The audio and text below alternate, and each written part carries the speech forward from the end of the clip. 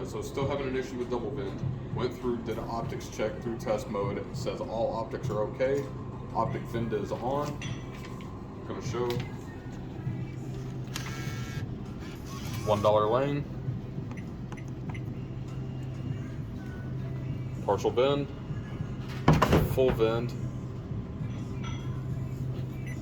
Do another. Make do one of the other selection. lanes. It says make another selection. 143. It's not noticing that it's vending. I put no more money in and it's still trying to vend. So do it again with this, Let's like, see. It still doesn't deduct. please make another selection.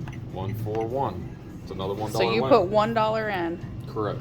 and you're getting all these waters. Yep.